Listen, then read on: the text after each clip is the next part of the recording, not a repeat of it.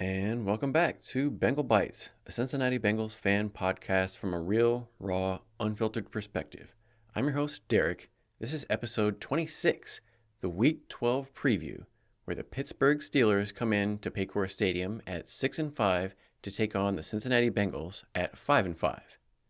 This game is going to be on CBS at 1 o'clock with Ian Eagle, Charles Davis, and Evan Washburn on the call.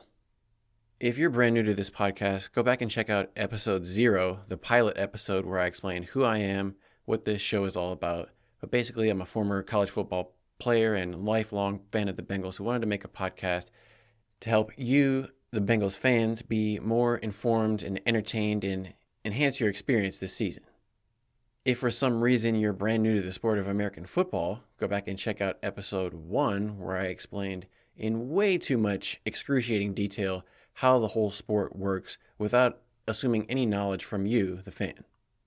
In our last episode, we recapped the Bengals' horrible loss to the Baltimore Ravens on Thursday Night Football on Week 11. Not only did the Bengals lose the game, they got blown away on primetime national TV, but also lost their starting quarterback, Joe Burrow, for the rest of the season. He's going to have season-ending wrist surgery on his right throwing wrist to repair a torn ligament.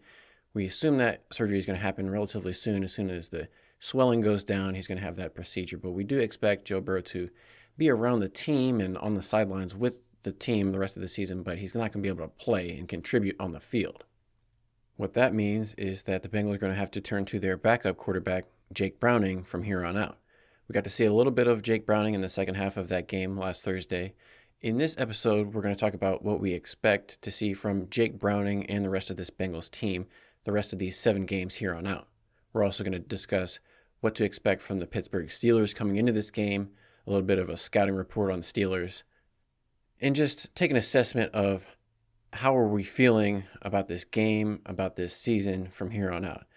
This game has a lot of anticipation for me and a lot of other people. You know, some people might be a little bit down and still depressed that we lost Joe Burrow. I mean, that definitely sucks. But this game is going to be a story of new beginnings for a lot of reasons for both teams. So I'm hyped up. I'm anticipating this game partially because it's been such a big break in between. We had the mini bye, they call it, after the Thursday night. I'm like jonesing for football already. It's been such a long time off. I'm ready to get this game over with. So we're going to talk about all the stuff that we're going to need to watch for in this game on Sunday. Since that Thursday night loss to the Ravens, I've had more time to reflect on my emotions. As Dan Horde put it so eloquently on his Bengals Booth podcast, a lot of Bengals fans are going through the stages of grief, anger, denial, bargaining, acceptance. I feel like a lot of fans in the NFL are going through that in a lot of different ways this season. But Bengals fans right now, we're going through the grief of losing our star quarterback, Joe Burrow, for the rest of the season. Now I have to find out that Jake Browning is going to play, and it was kind of a bit of anger, and I don't want, it's like rejection of the Jake Browning being fed to me, and I don't know why. I kind of thinking of an analogy, how I could explain it. I don't know if this is a great analogy, but maybe if you're going to go see a Broadway play with your favorite actor, and you got to the play, everything was amazing, and then it went to intermission, and then they came back and they were like, there was some bad sushi in the dressing room. The lead actor that you've loved this entire play got food poisoning, so we got to get the understudy in for Act 2. It's like, would you really be excited about watching Act 2 if you're not watching your favorite actor anymore? That's kind of what it feels like. Now I'm watching Jake Browning for the Act 2 of this season, and he's the understudy who I really don't know anything about.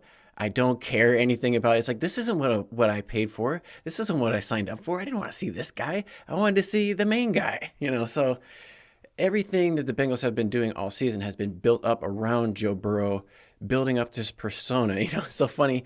We've just been talking about how Joe Burrow maybe played the best game of his career against the San Francisco 49ers. He was in the MVP conversation.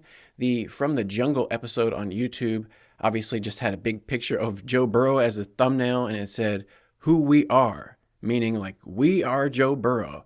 And then like right after that, he gets hurt. He's out for the rest of the season. So like, here's this guy who is our identity, and now he's gone the next week. It's such a whiplash, just drop us off a cliff painful experience. Because then they go on, they lose 2 games in a row. Obviously, they had one with Joe Burrow to the Texans against CJ Stroud. But the next episode of From the Jungle is titled We Keep Fighting. And the thumbnail has a picture of Joe Burrow and Jake Browning standing right next to each other. But the thing that really irked me about this picture was they photoshopped it to make Jake Browning look the same height as Joe Burrow, basically implying like, oh, these guys are the same. They're totally the same, and the season is on the same trajectory. Now that we have Jake Browning and Joe Burrow, nothing is going to change. But the only problem is Jake Browning is like 2 inches shorter than Joe Burrow. So Bengals media department, don't try to pull a fast one on me here and like trick my brain into thinking, oh, these are like the same guy. Like, no, these are not the same guy. Now, granted, Jake Browning has a lot of skills, and I'll give it to him. Just because I don't know that much about Jake Browning, honestly, that's on me. I am sure Jake Browning's family and friends out in Washington are excited to watch Jake Browning get to start in his first NFL game as a 27-year-old, but that's okay. He's waited around to get his chance, and this is finally it. It's such a weird thing, though, how the Bengals are talking out of both sides of their mouth about the situation, how everybody has total confidence, absolutely the most confidence in Jake Browning now that they don't have any other options. Like when Joe Burrow was clearly injured for the first 4 weeks of the season, and he even admitted that he couldn't run around and do the things that he could do, wasn't able to make plays with his feet. You know who could have made plays with their feet? Jake Browning. Why wasn't he playing those first 4 weeks of the season? They still don't explain that at all. But now everybody has total confidence in Jake Browning. I mean, what else are they going to say?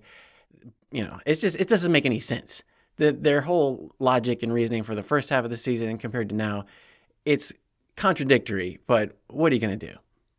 They were doing the interviews with every single coach in the organization. The head coach, Brian Callahan, the offensive coordinator, Dan Pitcher, the quarterback's coach, asking every player, everybody saying how confident they are in Jake Browning to come in here, do the things he can do. He's got it going on. Oh, that's great. But like, this is where I'm getting anxious to just play the game. I don't want to hear any more Jake Browning hype. Just let's see the game already. Like, maybe he will be good. Maybe he won't. I just don't want to talk about it anymore. I just want to watch the game because it's not going to be all about Jake Browning anyway. I want to see how does the rest of the team respond without Joe Burrow, because they had even been saying Joe Burrow is this team. He's the heart and soul. He's what makes this team go. He's the engine. And then they're talking about Joe Burrow being the engine of the team. And then he's like, well, and then you lose part of the engine and it doesn't quite work anymore. So he didn't want to say like, oh, the engine is gone. But like one of the interviews, they showed Sam Hubbard talking about, yeah, we'll have to see what we can do and get some momentum going into the offseason. And he caught himself. He was like, or who knows what could happen, implying they could still go to the playoffs. I mean, they're 5-5. They're not mathematically eliminated, but it's hard not to think without Joe Burrow that they'll be able to, make it to the playoffs and have any kind of success. But that's the thing that's so interesting about the NFL right now is because there's 17 games, the Bengals still have 7 more games to play. Just because they're 5-5 after 10 games, they're not out of it. And there's 7 teams from each conference that get into the playoffs instead of 6. So there's an extra team. That is so genius by the league to keep almost every team is still mathematically has a chance at this point. Even the Patriots, they've got 8 losses. They're 2-8. But if they, conceivably won every single game, somehow they could make it at 9-8. So it's amazing. Even the last place team this late in the season after Thanksgiving still has a chance. The Bengals mathematically are still totally in it. And they've got 7 games left. If we just say Jake Browning can play at replacement, okay level, NFL level quarterback play, I would say they should win half the games. That means my over-under is 3.5 games. If the Bengals win 4 out of those 7 games, they'll be 9-8. That would exceed my expectations. I don't know if the Bengals will be able to make the playoffs at 9-8, but they'd have a chance. But the thing is, as a fan, without Joe Burrow, do I want to see the Bengals succeed without him? Do I want to watch Joe Burrow stand on the sidelines while Jake Browning wins games instead? I guess because the team's not all about Joe Burrow, and I still like all the rest of the players on the team. I don't want them to lose. I want Jamar Chase to have success. I want Tyler Boyd and Joe Mixon and all the players that I love to be successful. But it's just kind of weird to have success without Joe Burrow. Like, he's the reason we, another bad analogy. It'd be like being in a relationship and then breaking up with the person, and then you see X like a month later and they're like, whoa, my life was way better without you. Now, what? It's like, no, wait, what?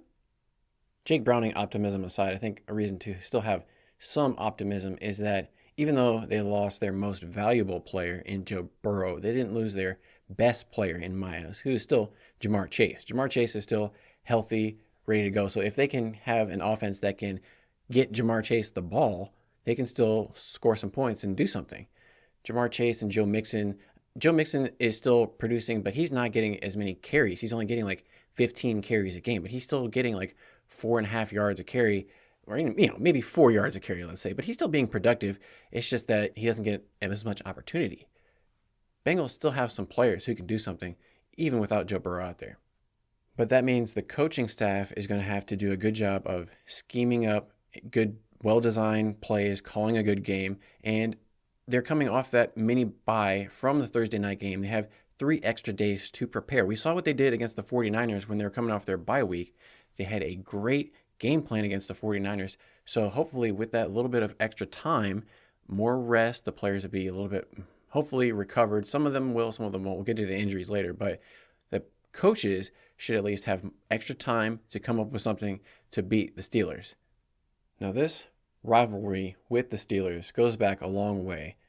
Bengals versus Steelers started in November 2nd, 1970. Steelers won that first game 21-10. But since that first matchup, the Bengals have played the Steelers 107 times. The Steelers currently lead 68-39. But recently, within the last 4 seasons or so, since we got Joe Burrow, we've had a lot more success. I think they went 4-2 in the last 6 games against the Steelers. So recent success has been pretty good. There was a stretch of games there where the Steelers won like 14 in a row or something like that between like 2015 to 2019. But Bengals had that miraculous Christmas game with Von Bell blowing up Juju Smith-Schuster at the midfield, and then Ryan Finley scrambling in there for the touchdown, smiling underneath the pocket after the first down like a weirdo. So recent success, even with Zach Taylor as head coach, has been pretty good against Mike Tomlin and the Steelers. So at home, maybe the home field advantage could give the Bengals a little bit of extra pop. The Steelers are favored in this game. I think I misspoke on the previous podcast. The Steelers are favored in this game. I think the line, if you look around, is like 1.5 or 2 points. Steelers are favored by, even though they're the away team. But the Steelers are beatable. They have a winning record coming into this at 6-4, but they've had a very bizarre season. Their offense has been pitiful. They've been outgained by their opponents in every game except for one, but it's remarkable that they've been able to win most of these games. Their quarterback, Kenny Pickett, if you go back and watch the last week's game against the Browns, Kenny Pickett looked absolutely horrible. He was missing throws all over the place. It looked like some of those throws were intentional grounding, honestly. I don't know how they didn't get called for intentional grounding because it wasn't even in the area of anybody. It would just be like him throwing to a wide open patch of grass and then the camera pointing back to Kenny Pickett and he would just be like shaking his head. But it was weird. But for some reason, the Steelers decided they needed to fire their offensive coordinator coach because of that horrible performance. I guess Kenny Pickett and just the whole offense as a whole has not looked good for the Steelers all season. The fans have been calling for fire Canada all the time. He hasn't had a lot of success for the Steelers offense the past few years, so I guess it kind of makes sense. But the thing that was really notable about this was the Steelers are not known for, or I should say the Steelers are known for not making coaching changes. They haven't made a coaching change, assistant or coordinator change in season since 1941. Quite a long time, and this is a historic moment for the Steelers. They needed to make this change. You would anticipate the same type of offense. It's obviously going to be the same players on the Steelers offense this week. They can't completely overhaul and switch everything up in a week. It's probably going to be similar, just with like a different style, a little bit different attitude around the building for sure. There may be some bad blood against the coach if players didn't like what he was calling or whatever. So maybe just a new attitude around the Steelers. That's not good for the Bengals to imagine the Steelers coming in here off of a loss to the Browns. They probably should have won it if they could. They lost 13-10. If the Steelers offense did anything, they could have won that game. So you got to imagine they're coming into Paycor Stadium motivated. That's not what you want as a Bengals fan. The other reason this isn't good for the Bengals is the Steelers are on this weird pattern this season of 1 loss, 2 wins. They've done that 4 times, cycled through that. That's how they got to 6-3. Then they lost last week, so they're on track for 2 wins after that loss. Obviously, we want the Bengals to break up that cycle. And I haven't watched every game for the Steelers, but just some of the offensive weapons they have, you would figure they should be able to do a lot more. They got Najee Harris, Deontay Johnson, George Pickens, and this second-year running back, number 30, Jaylen Warren. He really busted on the scene, especially last week. He had a 74-yard touchdown run against the Browns. It was like the longest running play the Steelers had in the last decade. I'm sure the Steelers' offense is going to try to be looking to get right against the Bengals' defense, who unfortunately has been giving up a lot of points and a lot of yards, especially the last 2 weeks. They need to figure out what's going on. I mean, Sam Hubbard, their starting left defensive end, was out, and it's looking like he's been able to practice on a limited basis this week. Hopefully they get Sam Hubbard back. That would be a huge plus for the Bengals because he's obviously been missing a huge part that they've been missing on defense with the backups. The backup defensive line for the Bengals has really struggled, not shown a lot. Their investments in the draft have not paid a lot of dividends in that category. So Bengals really need Sam Hubbard back. They need better play along their defensive line, or else the Steelers could run. We're going to need better tackling from the Bengals defensive backs. We're going to have to see if Cam Taylor-Britt is able to play in this game. He did not practice Wednesday or Thursday with a quad injury. Neither did T. Higgins for the Bengals. We'll get into that. But the injuries, T. Higgins and Cam Taylor-Britt not being able to play, but Cam Taylor-Britt being out for the defense is going to be hurt. That's going to be a big negative. They're going to have Cheeto and DJ Turner step up, and we might even have to have somebody else elevated. I don't know who else would be the third cornerback because they haven't really played anybody on outside corner this season. It's just been a rotation of Cheeto, Cam Taylor-Britt, and DJ Turner. That might mean DJ Ivey, the 7th round pick out of Miami, cornerback. I think he's like number 38. He might be able to get some playing time on the outside corner. So we'll have to keep an eye on that. Kenny Pickett for the Steelers hasn't really been able to throw the ball with a lot of accuracy and precision anyway. So I don't think we're going to have to worry too much about the Steelers testing our outside cornerback. But you never know with a new offensive coordinator being able to try to test Bengals secondary. In that secondary, we should see Jordan Battle has overtaken Nick Scott at that strong safety positions where we'll have Dax Hill and the young rookie Jordan Battle. But at 6-4, the Steelers are at 3rd place in the AFC North Division, but they're still in contention for a playoff spot. Obviously, they need to get wins just like the Bengals do. Both of these teams are going to be hungry for a win. Also, I'm expecting to see AFC North teams try to get a little bit of revenge, kind of like how the Ravens did. The Ravens swept the Bengals, whereas the Bengals had a little bit more success against the Ravens in the last couple of years. Ravens players and coaches kind of, came out and said some not derogatory things about the Bengals, but they could say whatever they want because they won. Basically, if you win the game, you can say whatever you want. If you don't want the other team to talk, don't lose. So if Bengals had won, I'm sure they'd be saying a lot of stuff. I feel like the Steelers are kind of in a similar position where they remember losing to the Bengals recently. I'm sure the Steelers are looking for revenge, and now that they see the Bengals quarterback Joe Burrow is out, maybe they think this is an opportunity, prime opportunity for them to come in and take their revenge while the Bengals are a little bit down. But hopefully the Bengals respond the right way. Like Zach Taylor always says, you got the right guys in the building, right character, they do things the right way, and they're going to respond. And I'm real excited to see what these guys go out. Speaking of Zach Taylor and monotone, you'll notice that he's one of the only coaches in the NFL who doesn't have his own show.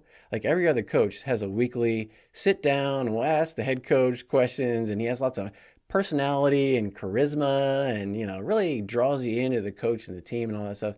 Zach Taylor does not do that.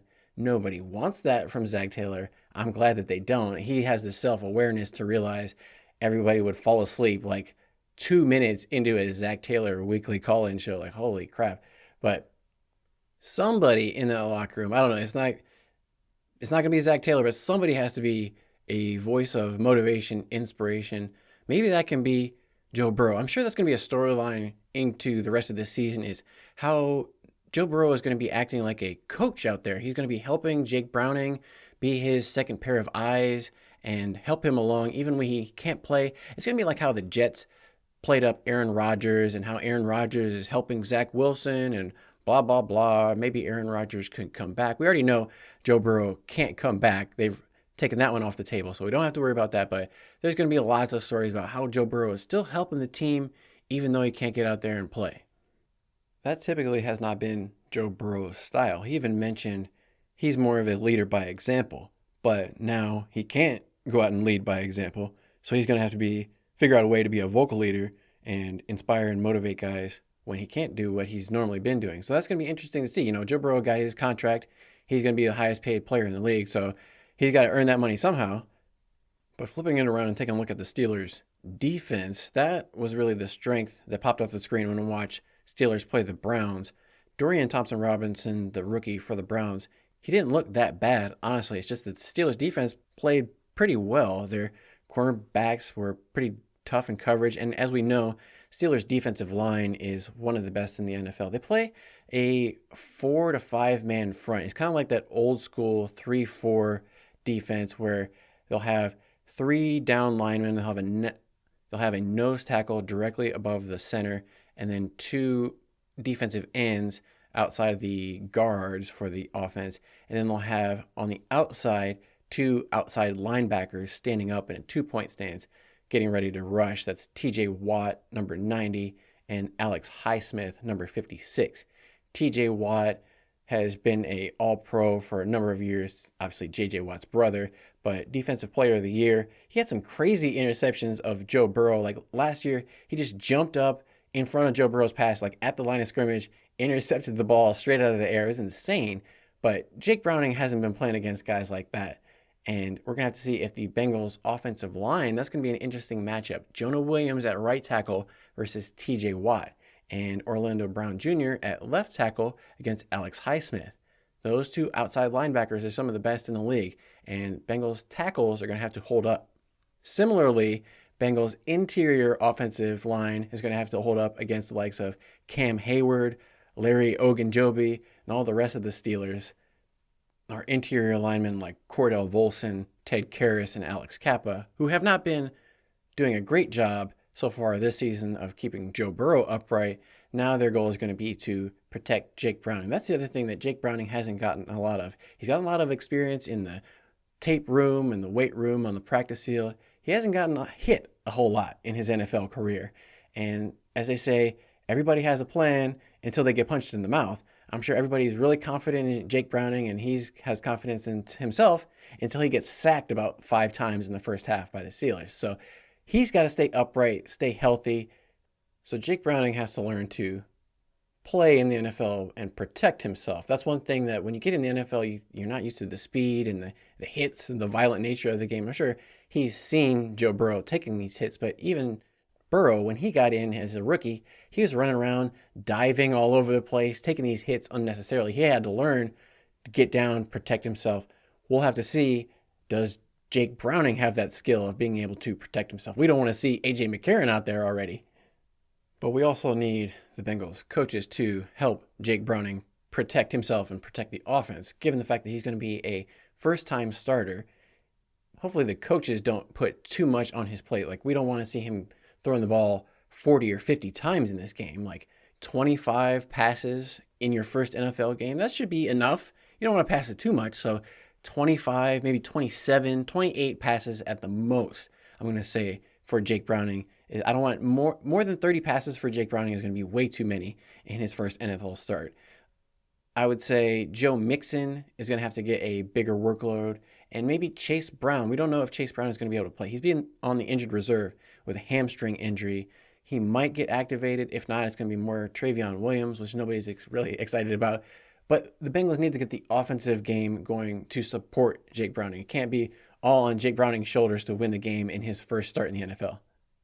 One thing that would definitely help Jake Browning also is if the free safety for the Steelers, Minkah Fitzpatrick, does not play in this game. He's their Pro Bowl All-Pro safety, one of the best free safeties in the NFL, not only because he's a ball hawk, but he's also very big and physical, able to come up and make tackles in the run game.